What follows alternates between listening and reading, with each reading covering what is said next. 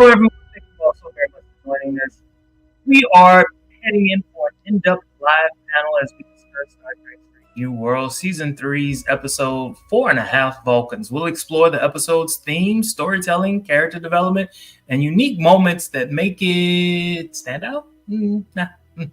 Whether you're a Star Trek veteran or a new fan, this is your chance to share thoughts and insights about the episode's impact on the series.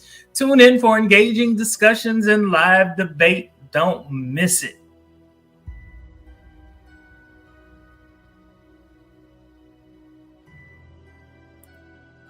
Oh, yeah. Today's title, Four and a Half Vulcans. What you got? 4.5 Vulcans. Oh, the Vulcan appropriation. And so this episode is entitled 4.5 Vulcans, oddly enough, because it calls Spock out for only being half a Vulcan, whilst everybody is appropriating being Vulcan and fully Vulcan after being altered. Okay. All right. Well, we were kind of sort of talking about it backstage. What were your initial impressions of this particular episode compared to previous episodes of this season or past seasons? Quite honestly, I wish I had 2 more thumbs so I can give it 4 thumbs down. And I sat with this, and I fought the urge to text you, even call you. We can try to figure out what the hell is going on. Now, don't get me wrong. There were absolutely quirky and funny moments. Jermaine can't keep his headphones on, in which I enjoyed. I will not lie. There were quirky and funny moments that I enjoyed. I love a good pun. I love humor. I love dry humor. All of those things, right? And all of those things were indeed present. But for the level of Trek that I have been seeing to get this, I was a little bit taken aback. I'm not gonna lie. Don't get me wrong. Love the actors. I love the entire species of Vulcan. I love that. It just did not deliver for me. And when you say it did not deliver, what do you mean by that? There was no real threat. There was that. And then of course, if you want to stretch, the threat of remaining Vulcan forever as your choice. Okay, I guess that's some kind of threat, whatever. But it was so quirky to the point to where it just didn't work for what I've been seeing across the episodes of Star Trek. And don't get me wrong, I chuckled. There were very funny moments, but this to me, and as a neophyte Star Trek, I'm gonna premise it by saying that as a neophyte Trekkie, to me, this was not Star Trek. This was bullshit. And I agree with you 100%. I agree with you 100%. This was not it. It was the story in and of itself was kind of like, okay, we're going there. We want these humans to become Vulcans, full-blooded Vulcans. And then the fact that I don't know if you know this, but like Vulcans aren't born suppressing their emotions, right? Over time, they learn to suppress their emotions. And so all of a sudden you have these humans who have learned to suppress their emotions. What is this? What is going on? And then what I really didn't like was the fact that, okay, when they went to this planet, they beamed on this planet, and 2 seconds later, they've solved what? As great as Spock is, we have never seen that. Okay, so there are 4 of them. Okay, there are 4 of them. But 2 seconds? 2 seconds. It was like, what was the threat? Exactly. What happened? Like, if y'all were gonna do this, make it Trek. You did not make it Trek at all. It was, oh my God. I would have enjoyed seeing them on the planet, solving it in 2.2 seconds. I even would have enjoyed, okay, so in my opinion, La'an's character was the most fascinating. of them because she added an element of, ooh, what's going to happen with this, right? So if they had played along those lines and maybe gotten the other Vulcans, to like kind of stop her, that to me would have been like impressive, right? But they didn't go that route. And I also didn't like at the very end that whole dancing thing that she did with. Ooh, okay. Oh, okay. What you got? No, no, please continue. I'm agreeing with you. I'm agreeing with you wholeheartedly because I was confused. I know they've been doing this whole literal and figurative dance thing with Laan and Spock, and I appreciate a display of art. And the beauty of that, it was ill placed. It was ill placed. It was like, what in the actual hell is this? And I'm sitting there like fighting the urge to like throw my phone at the television because I was like, why would you put this? Okay, you know what? It's beautiful. The dancing is absolutely beautiful, but why? Why? You could have inserted them doing the Thriller dance, and I'm sure while they're Vulcans, and I'm sure it would have been beautifully executed. But why would you put it in there? Why? I mean, I understood the concept. What they would, it was like her Vulcan half was fighting her human half. Got it. But at the same time, I'm. You got to think about a viewer who's watching this. What kind of sense does this make? Like, what's happening here? What's really going on? Are they gonna fall in love, or are they not gonna fall in love? Let it be known right now in this instant. I need to know, because if it's not, this doesn't make sense. It doesn't make sense. We're just gonna keep doing this dance. Mm-hmm, mm-hmm, mm-hmm. And another thing, before I have a couple more questions for you. But they have wasted, I don't know how many episodes of like these. What did you call it the last time? These antics, these these fantics, these whatever they are, hijinks. That was the word you used. These hijinks. We get 10 episodes, and it feels like 4 of the episodes have been these hijinks, and I don't know how I feel about that. As someone who really, really loves Star Trek, 1 would be good. 2, okay, all right, I'm with you. But more than 2, that's too much. It again, from everything that has been going on, the in and out, and not in a good way. It's just been subpar for me with this episode. And so even down to Laan, not Laan, I'm sorry, Captain Battelle, when she has this whole trying to go back to work thing. Okay, wait, what? You're fighting with your superior, then you turn around and you get a promotion, and you still got the Gorn in you?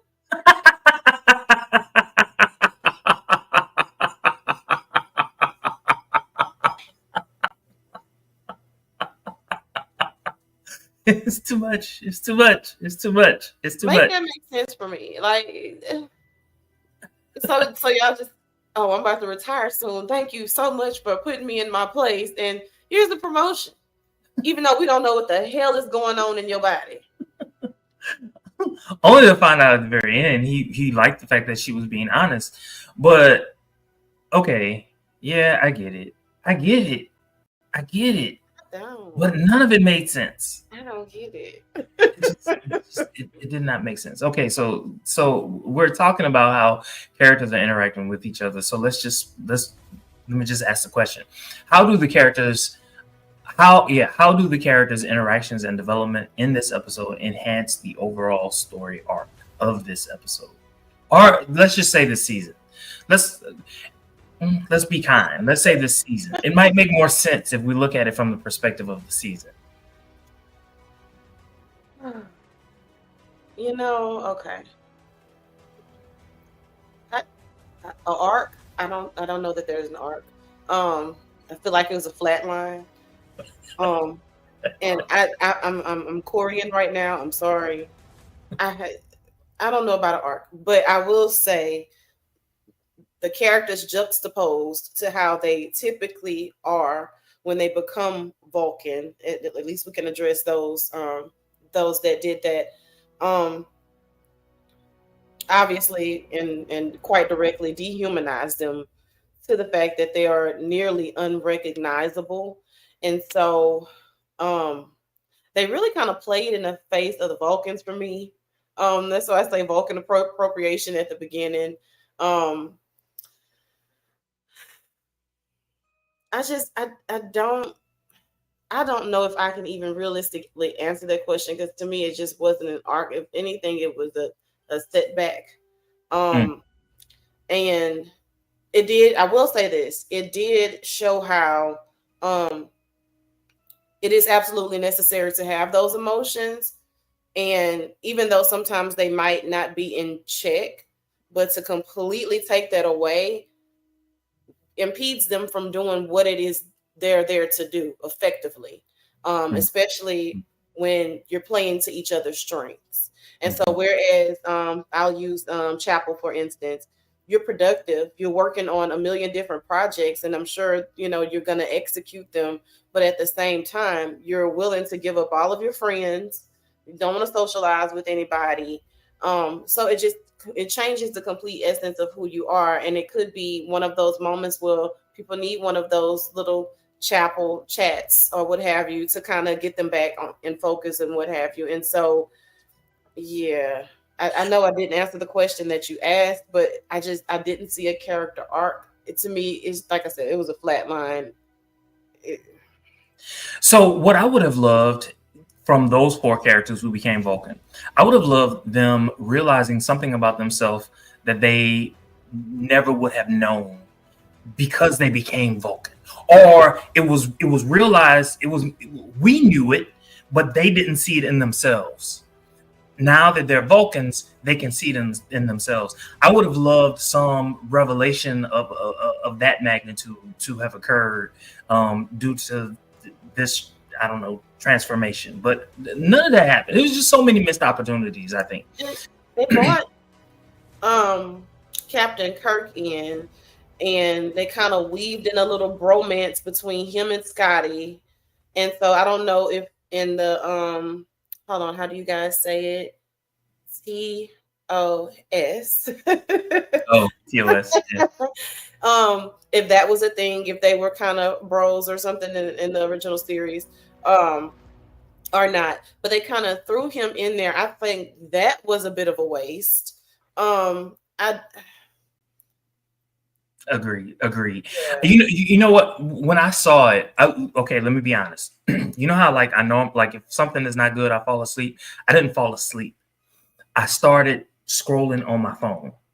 And when it was over, I looked up and I was just like, oh, this episode really wasn't good. I was scrolling on my phone. But the point I really wanted to make was this. There was absolutely no point of having James Kirk in that particular episode. None whatsoever. None. None. I will be happy when they finally make the transition and say, okay, your character is now the captain of this starship. Because just throwing him in here and there for the last couple of times that we've seen him, it served no purpose. It served no purpose other than to kind of sort of get us ready for what is about to happen. Dude, we already know what's going to happen. Pike is going to end up crippled. We know that. We know that from TOS. We were reminded of it during Discovery. In the first season, several times they reminded us of it. We know it's going to happen. You don't need to keep teasing us with them. My Yeah, thoughts. I didn't understand it. That's why I was just like, okay, well maybe I don't know. This is the foreshadowing of some great romance or something that's going to happen. But even again, watching it through a neophyte lens, I just thought it was unnecessary. I absolutely did. Yeah, yeah, yeah. Um, what do you think the episode reveals about Vulcan culture and the growing complexity of Star Trek's universe? So, um, who was it? Pelia that said Vulcan's a jerk, and then turns to Spock and says, "No offense," and he's like, "Vulcans can be jerks." So I think they kind of hyper played that Vulcans are these very smug and seemingly superior. Arrogant, Huh? arrogant.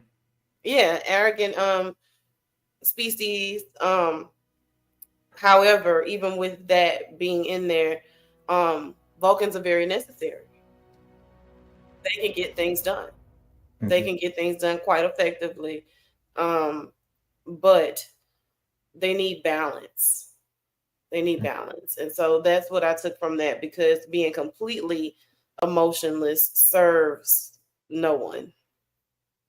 Were there any standout moments or themes that resonated with you personally? Um, so stand out would be the overplayed version of La'an's aggression.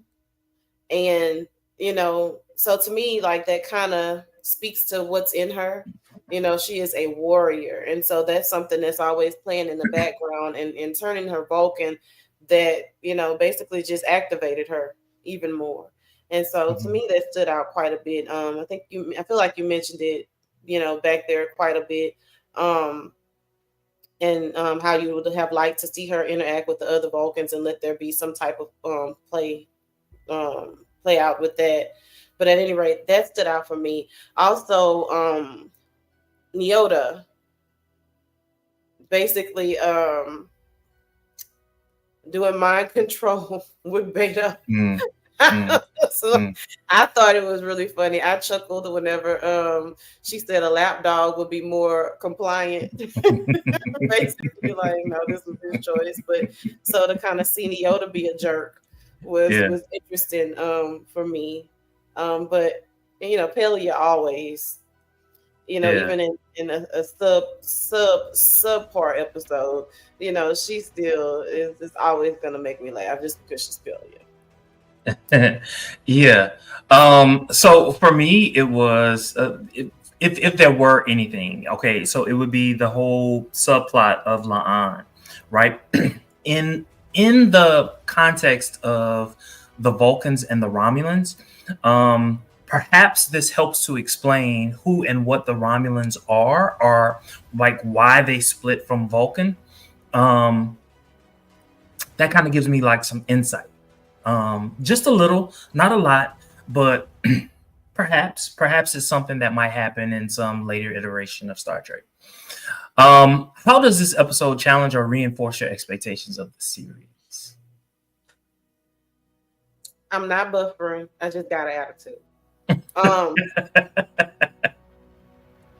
so it challenges me because we typically go on a scale from Mayfair to 10. And I don't think I've rated any of the episodes that I've watched, on the lower end. And so it challenges me in that, because I love the series so much, I really wanted to give this episode a chance. But they just hyper played this hijinks crap. And it was a colossal letdown for me as a viewer, as a new viewer. Um of Star Trek. And so it's challenging me to want to go into the next episode with high expectations. Because after the episode before this one wasn't a bad episode. It just wasn't one of my favorites. And so to receive this after that, it's like, okay, Yeah, we're headed in the wrong direction. yeah, yeah, yeah, And so I really feel challenged, because we're nearing the end. We are right. nearing the end, and so I don't want to become um what's the word that I'm looking for? This Disgusting. reminds me of the last season of The Last of Us. That's not a compliment. At all, It's not at all a at all. compliment. At all, at all, at all. All right. Especially considering they had two strong seasons under their belt, and then they give us this season. It's like you're meandering, and it's not a good thing. You thought that you could ride your high and save some money on some writers. No, you need to go back to your season 1 and 2 writers, because season 3 has been a letdown completely. Um, and that gets me thinking about future storylines for the remainder of the season. The last two episodes of this season have got to be the bomb.com like slaying on 10. It's got to, because I don't know. I don't know how they rebound from this. How do you feel about the balance between action, character exploration, and world building in this episode? What action? What exploring? Okay, so what you've explored was how to play in the Vulcan's face and be backhanded with them the entire episode. So the exploration flatline, um the action flatline, literally dead on arrival. Do not resuscitate. There's nothing you could do for this. This is there. It no, didn't happen. Did not Mm, happen. And so, like we mm, were kind of discussing it throughout um this recording. Hey, what if they would have done this? mm. There was no real impending threat. Or at least if there was a perceived, threat with them trying to assist with the shucks, I can't remember the name of the people they were going to assist. That Um, planet. huh? Just say that planet. Okay, that planet. Like you said, we didn't get to see them once they beamed down. So the action there was none. It was lackluster. Now again, I say there were chuckles but this is not a comedy, not completely. And so there it didn't happen. I didn't see an action. I did not. And like you said, that dance scene in the end, I can't let it, I can't unsee it. And I wish I could. And So, so oh, I'm sorry. I thought you were done. I'm like exploration. The science piece is still there. Okay. So you're exploring ways in which I guess you already had the capability to just turn four people Vulcan. Okay, awesome. That's amazing that you can do that. But just overall flatline. I didn't see any action. It was inaction across the entire episode. Since you mentioned it, something that I saw that I really did not care for. Um, yes, Christine was the one who got Spock turned back Vulcan. Okay, got it. But she was a Vulcan. At a certain point, Dr. Mbinga, being a doctor, should have been like, okay, let me see your research. Let me see what you did. Or let me see what they did. Let me figure this stuff out in the interim, because we might need that technology in the future, right? He was so hands off on it. I didn't appreciate that. I didn't Yeah, appreciate that at all. yeah. Any doctor to not be hands on about that. I didn't like it. Even though Chapel she's for all intents and purposes, she's a doctor. She is a doctor. She just has the nurse next to it. I get that, but if I don't know, if you're the chief medical officer, you gotta have some skin in the game. I didn't care for that. So in terms of character exploration, there wasn't a whole lot of character exploration that we hadn't already seen in previous episodes. It was just rehashing what we'd already seen. Action, as you said, there was no action other than the one of the final scenes where Spock and La'an were fighting, dancing. Again, weird. No world building whatsoever. Um, except if they had delved a little bit more into La'an and how and why the Romulans had left Vulcan. Like that would have been like some world building, even though it's a world that already exists. It didn't exist. Next question. Are there any unanswered questions or plot points you'd like to see addressed All my questions just points to why this episode. later? I'm 100% serious. That's it. That's all I got. Why this episode? Yeah. No plot points for me that I necessarily need to see addressed later. At this point, as I said before, just make the man, meaning Kirk, the captain, and let's go on with it. And this Gorn thing with Yeah, Tell that, and I did mention that earlier, like how and okay. I'm interested to see how that's gonna play out with you having this dangerous creature inside of you and being over the justice system. So on a scale of Mayfair to 10, how would you rate this particular episode? Mayfair. Ooh, a 1. Mayfair. Wow.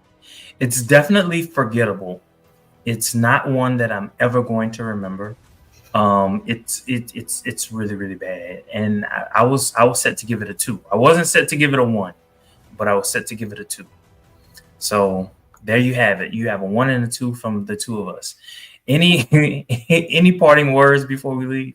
Don't do it again. Don't like I obviously I'm knowing these are already recorded and I'm just really, really, really hoping because I enjoy this series. I really do that they don't do this hijinks crap again. Keep it trick and the nerve of a Neo to say that. But please keep it trick. This is not it. For me to give this Mayfair says a lot.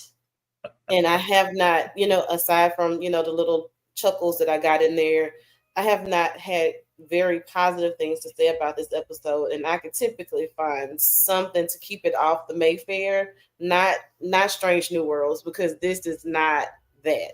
It's well written. Even the episodes that are not my favorites are still good episodes. This was not it. Yeah, yeah. Until next time, keep it real. Don't forget to like, comment, subscribe, and share on all your social media. Y'all have a good one. This they live long and prosper.